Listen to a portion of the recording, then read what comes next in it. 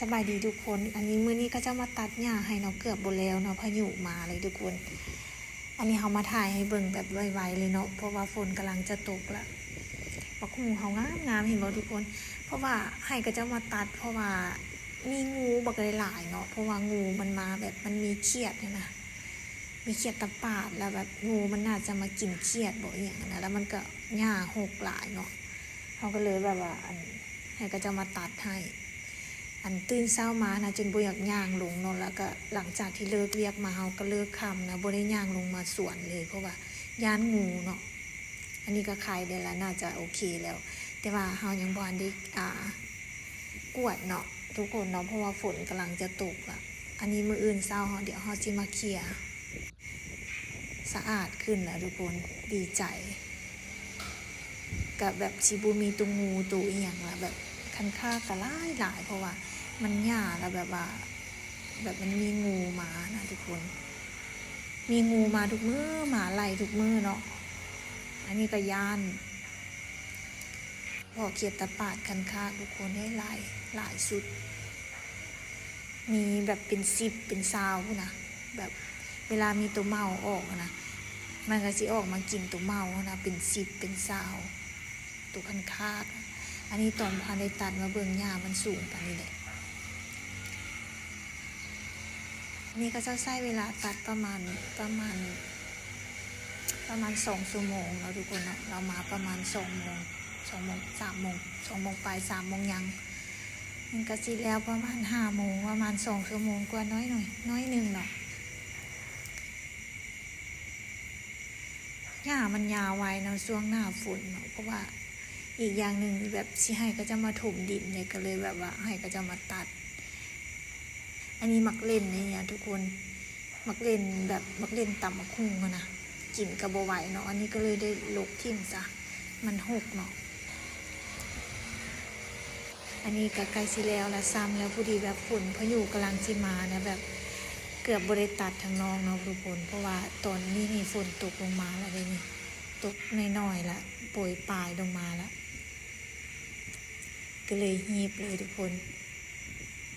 ดีแต่แล้วเนาะอันนี้เรามาตัดทางนอกให้น้อยนึงก็ตัดทางข้างเดียวนี่แหละช่วงหน้าฝนเนาะสิมีแมงไม้มีมดมียุงมี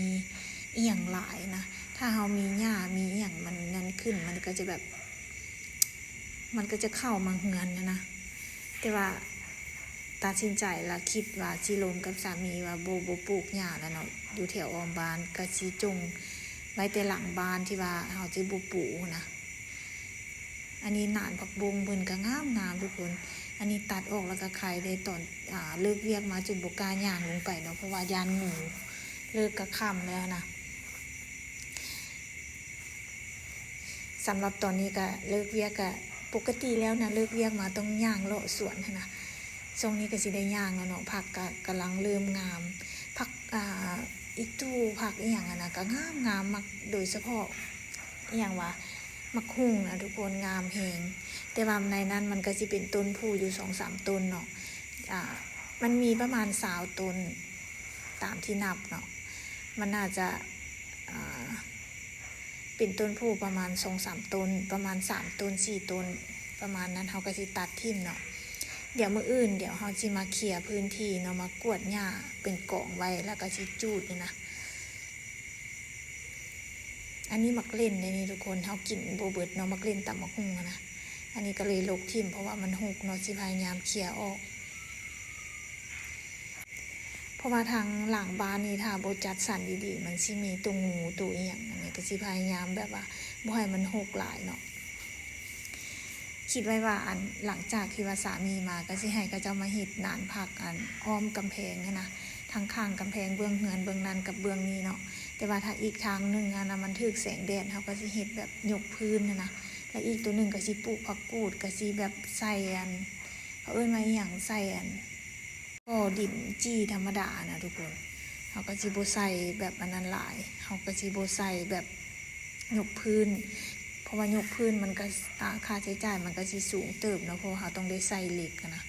เพราะว่าบ่อยากซื้อไม้มันสิแบบเพไวมันสิโดกไวนะอันนี้ฝนกำลังจะตกเลยนี่ทุกคนเบิ่งอันนี้ฝนกำลังโปรยปลายลงมาแล้วนี่ ตัดเกือบหมดแล้วอันนี้เริ่มตกยิบอะไรนะเราซ้ำหน่อยหนึ่งเนาะทั้งหน้านี่ละสิ